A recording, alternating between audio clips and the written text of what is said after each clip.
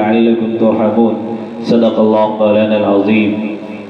میری نہایت واجب الاحترام بزرگوں اور مسلک اہل سنت والجماعت سے تعلق رکھنے والے غیور نوجوان ساتھیوں، پردہ نشین بیٹھی ہماری مائیں بہنیں، قرآن کریم کی ایک آیت میں نے تلاوت کی۔ اس آیت میں اللہ رب العزت نے قرآن کریم کے ادب کو کیسے ملحوظ رکھا جائے، قرآن کا کیسے ادب کے ساتھ، احترام کے ساتھ، عقیدت کے ساتھ، محبت کے ساتھ، عظمت کے ساتھ میں سنا جائے، اللہ نے قرآن کریم کی اس عظمت، اس رفعت کو اس آیت میں بیان کر کے بتا دیا۔ وَإِذَا قُرِئَ الْقُرْآنُ، اے لوگوں جب تمہارے سامنے قرآن پڑھا جائے، فَاسْتَمِعُوا لَهُ، تو اس کو توجہ سے سنو، وَأَنصِتُوا، اور خاموش رہو، لَعَلَّكُمْ تُرْحَمُونَ، تاکہ تمہارے اوپر رحم کیا جائے۔ یہاں پر اللہ تبارک و تعالی نے قرآن کریم کے دو ادب بیان کیے۔ نمبر ایک، جب قرآن پڑھا جائے فَاسْتَمِعُوا، تو اس کو توجہ کے ساتھ میں سنا جائے، وَأَنصِتُوا، اور اس کو خاموشی کے ساتھ میں سنا جائے، لَعَلَّكُمْ تُرْحَمُونَ، تاکہ تمہارے اوپر رحم کیا جائے۔ اس آیت میں اللہ نے تمام امت مسلمہ کو درس دیا، تمام امت مسلمہ کو مخاطب کر کے کہا کہ قرآن وہ کلام ہے، قرآن وہ عظمتوں والی کتاب ہے کہ جب اللہ کا کلام تمہارے سامنے پیش کیا جائے، اللہ کے کلام کو توجہ سے سنو، اللہ کے کلام کو خاموشی کے ساتھ میں سنو، تو پھر اللہ کا انعام تمہارے اوپر یہ ہوگا، لَعَلَّكُمْ تُرْحَمُونَ، اللہ رب العزت تمہارے اوپر رحم فرمائیں گے۔ رمضان المبارک کے مہینے میں ہر آدمی کو توفیق ہو جاتی ہے قرآن سننے کی، ہر آدمی کو توفیق ہو جاتی ہے قرآن پڑھنے کی۔ خاص برکتیں اللہ نے اور خاص مقام اللہ نے رمضان المبارک میں جو رکھا ہے وہ قرآن کا رکھا ہے۔ اللہ نے قرآن میں کہا، شہر رمضان الذی انزل فیہ القرآن، ہم نے رمضان المبارک میں قرآن کو نازل کیا۔ معلوم ہوا اس آیت کے ذریعے سے قرآن کے ساتھ رمضان کو خاص مناسبت ہے، خاص نسبت ہے۔ اللہ نے بابرکت والے مہینے میں، بابرکت رات میں، بابرکت کلام یعنی قرآن مجید نازل فرمایا۔ تو اس قرآن کریم کے ادب کو بھی ملحوظ رکھنا چاہیے۔ اس قرآن کریم کو، جس کو آج مسلمانوں نے پس پش ڈال دیا ہے، جس قرآن کو لے کر مسلمان آگے بڑھے تھے، جس قرآن کی عظمت کے ساتھ، جس قرآن کی رفعتوں کے ساتھ، جس قرآن کو محبت کے ساتھ صحابہ نے سینے سے لگایا تھا، اللہ نے دنیا میں ان کو چمکایا، آخرت میں اللہ تبارک و تعالیٰ ان سے راضی ہونے کا پروانہ ان کو دے دیا۔ کیا کہا تھا کسی شاعر نے، خود نہ تھے جو راہ پر اوروں کے رہرو بن گئے، کیا نظر تھی جس نے مردوں کو مسیحا کر دیا۔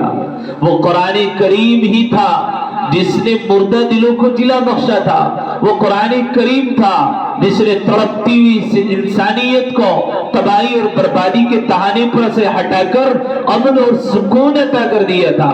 وہ قرآن ہی تھا جو لوگوں کو قتل و غارت گری سے نکال کر اطمینان کی زندگی جینے پر مجبور کر رہا تھا۔ وہ قرآن ہی تھا کہ بھائی بھائی کا دشمن بنا ہوا تھا۔ وہ قرآن تھا کہ تم کے درمیان میں اخوت اور بھائی چارگی کی وہ مثال پیش کر دی گئی، تا قیامت ایسی مثال آپ کو نہیں ملے گی۔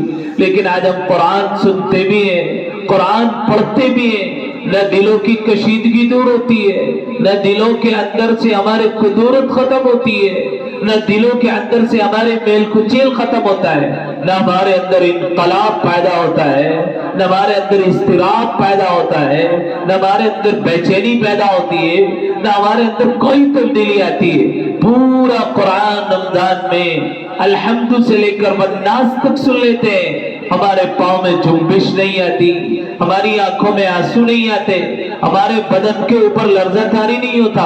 اللہ اکبر۔ ہمارے قریب کے بزرگ گزرے، حضرت مولانا رشید احمد گنگوہی رحمت اللہ علیہ تراویح میں کیا قرآن پڑھتے تھے۔ تراویح میں ان کے پیچھے پڑھنے والے سارے کے سارے عجمی ہوتے، قرآن کو سمجھ نہیں سکتے تھے۔ اللہ مولانا رشید احمد گنگوئی جب قرآن کی تلاوت تراویح کی نماز میں شروع کرتے اور آیت جہنم پر پہنچتے، بدن پر رقت طاری ہو جاتا، زبان لڑکھڑانے لگتی، آنکھوں سے آنسو جاری ہوتے، پیچھے کھڑے ہونے والے مقتدی جو قرآن کو سنتے تھے لوگ ان کی سسکیاں سن لیا کرتے تھے، اور جب آیت جنت پر پہنچتے ایسے مزے لے لے کر قرآن کو پڑھتے، محسوس ہوتا تھا پیچھے مقتدی کہ کوئی ان میں سے قہقہ نہ لگا دے اور ہنسی نہ چھوٹ جائے۔ اتنی عظمت کے ساتھ ہمارے اکابر قرآن کو پڑھتے تھے، تبھی ان کی زندگیوں کے اندر تبدیلیاں آئی، تبھی ان کی زندگیوں کے اندر ایک انقلاب پیدا ہوا، اور یہ قرآن تو حقیقت میں انقلاب پیدا کرنے والی کتاب ہے، شرط یہ اس کو سنا جائے۔ ایک واقعہ قرآن کے سننے کا خود قرآن نے بیان کیا، اس کو بیان کر کے اپنی بات کو ختم کرتا ہوں۔ اللہ کے نبی حضرت جناب رسول اللہ صلی اللہ علیہ وسلم کے زمانے میں جب صحابہ کے اوپر مکہ کی زمین کو تنگ کر دیا گیا، حضور علیہ السلام نے صحابہ کو کہا اب یہاں پر زندگی گزارنا مشکل بن گیا ہے، اب یہاں پر دین پر استقامت کے ساتھ رہنا مشکل بنا دیا جائے گا، اب تمہارے لیے گنجائش ہے، اپنے مکانوں کو چھوڑو، اپنے ملکوں کو چھوڑو، اپنے کاروبار کے کھلیان کو چھوڑ کر اللہ کے دین کی بلندی کے لیے، اللہ کے دین کی عظمت کے لیے اپنا سب کچھ قربان کر کے اب مکہ چھوڑ کر حبشہ ہجرت کر جاؤ۔ ہجرت کا عمل معمولی عمل نہیں ہوتا، موقع نہیں ہے، نہیں تو بتاتا، ہجرت کر کے حبشہ چلے جاؤ۔ تمام صحابہ جو جا سکتے تھے حبشہ میں جا کر رہنے لگے۔ اللہ کے نبی نے بتایا تھا وہاں ایک نجاشی بادشاہ ہے جو عیسائی مذہب سے تعلق رکھتا ہے، وہ آپ کو وہاں پر رہنے کے لیے جگہ میسر کر دے گا۔ صحابہ گئے اور جانے کے بعد حبشہ میں جا کر اپنے وہاں اس کو وطن بنا لیا، وہاں رہنے لگے، اطمینان اور سکون کے ساتھ اللہ کی وحدانیت کو بیان کرتے تھے، رسول کی رسالت کو بیان کرتے تھے۔ لیکن مکہ کے لوگوں کو کیسے برداشت ہو سکتا تھا؟ مکہ کے لوگ اٹھے، ایک وفد بنایا اور آ کر نجاشی بادشاہ سے کہا اے بادشاہ، آپ کے ملک میں جو لوگ آ کر بس گئے یہ ہمارے ملک کے بھگوڑے لوگ ہیں، ملک سے غداری کر کے آپ کے ملک میں آئے ہیں، ہمیں آپ اجازت دیں، ہم ان کو پکڑ کر اپنے ملک میں واپس لے جانا چاہتے ہیں۔ بادشاہ نیک دل آدمی تھا، بات کو سمجھتا تھا، کہنے لگا اتنی جلدی میں واپس نہیں کروں گا، پہلے آپ پروف کریں، پہلے آپ شہادت پیش کریں، آپ کے پاس کیا ہے جس وجہ سے میں ان کو واپس کر دوں؟ میں پہلے ان کو بلاتا ہوں، بات کرتا ہوں، اس کے بعد مجھے جیسا لگے گا میں فیصلہ کروں گا۔ تمام صحابہ کو دربار میں بلا لیا گیا، صحابہ پریشان، آخر ماجرا کیا ہے؟ اچانک کیوں مطالبہ ہمارے بلانے کا کیا جا رہا ہے؟ معلوم ہوا مکہ سے ایک وفد آیا ہے جو ہمارے خلاف جو ہے مقدمہ دائر کر کے بادشاہ کے یہاں سے ہمیں واپس مکہ لے جانا چاہتے ہیں۔ سارے صحابہ آگے بڑھے، حضرت جعفر بن طیار رضی اللہ تعالیٰ عنہ کو متکلم بنایا گیا، آپ کو بادشاہ کے سامنے پیش کیا گیا۔ بادشاہ نے بات چیت شروع کی، حضرت جعفر ابن طیار نے سوالات کے جوابات دیے، کہا بادشاہ سلامت، ہم تو ایک رسول کی رسالت کا اقرار کر چکے ہیں، ایک خدا کی وحدانیت کا اقرار کر چکے ہیں، ہمارے اوپر وہاں پر زمین کو تنگ کر دیا گیا تھا، اس لیے اطمینان اور سکون کے ساتھ آپ کے ملک میں اللہ کی عبادت کر سکیں، اس لیے ہم یہاں پر آئے ہیں، ہم اپنے ملک کے باغی بھی نہیں ہیں اور اپنے ملک سے بھاگ کر بھی نہیں آئے۔ بادشاہ کی بات سمجھ میں آ گئی، وفد کو منع کر دیا، میں آپ کے ساتھ ان کو واپس نہیں کر سکتا۔ اللہ اکبر۔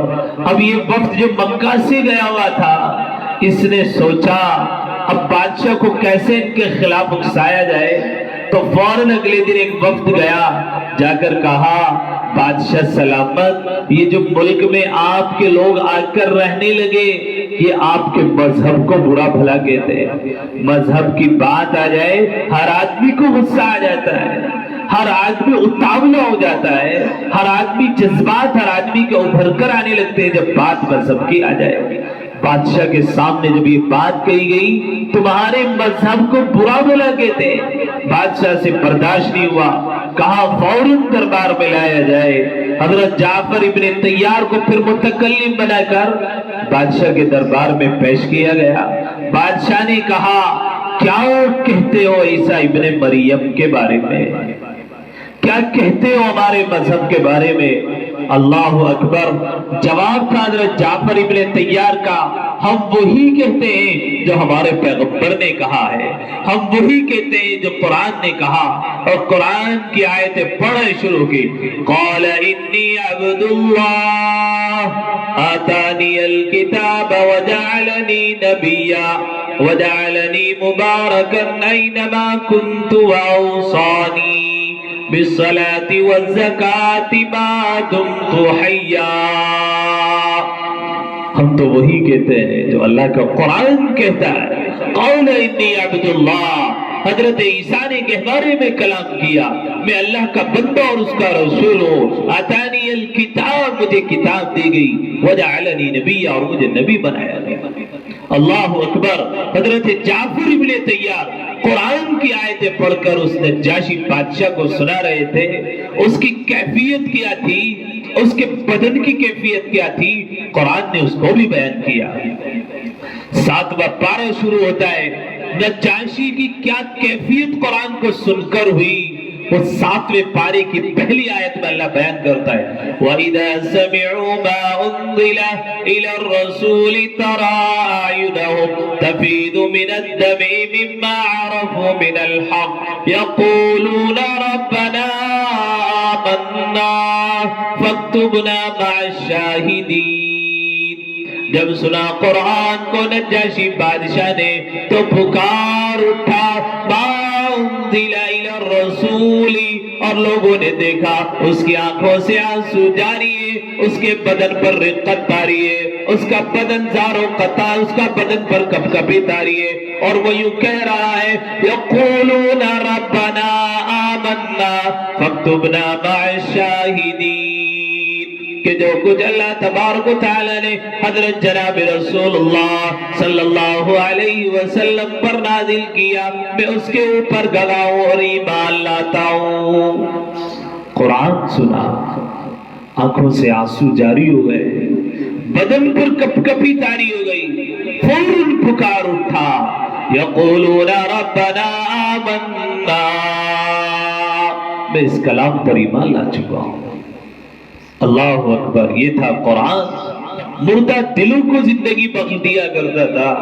لوگ قرآن کی آیتیں سنتے تھے، ان کی کیفیات بدل جایا کرتی تھی۔ آج ہم قرآن سنتے نہیں ہیں، سنتے ہیں تو توجہ کے ساتھ میں نہیں سنتے ہیں، سنتے ہیں تو سمجھتے نہیں ہیں۔ اور اس قرآن کریم کے پڑھنے کے کیا کیا برکات، کیا کیا ثمرات، اور اس کے سمجھنے کے اوپر کیا کیا اللہ کے انوارات اترتے ہیں، ہم اور آپ اس کا اندازہ نہیں لگا سکتے۔ اللہ اکبر۔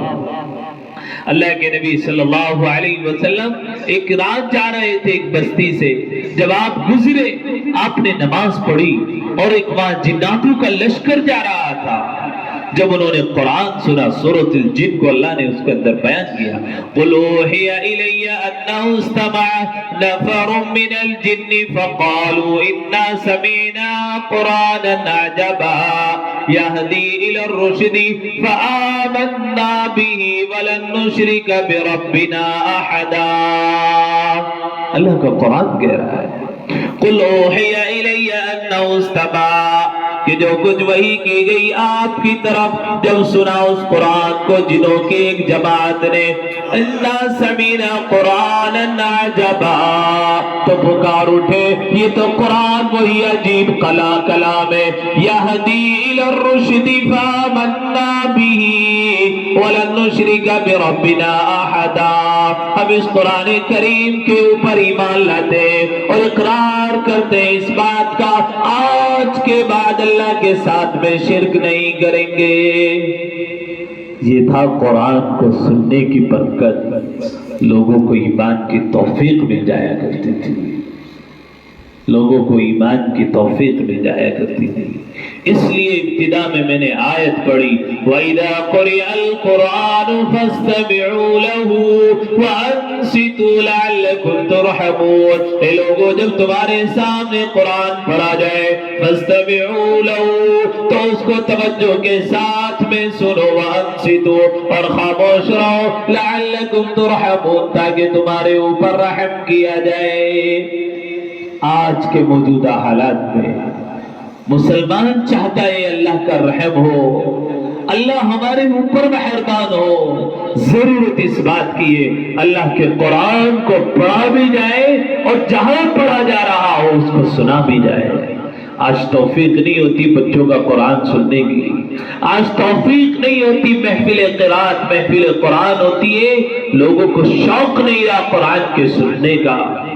اللہ اکبر، اللہ نے کیا کہا؟ لعلکم ترحمون، اللہ تمہارے اوپر رحم کرے تو تمہیں قرآن کریم کو سننا پڑے گا۔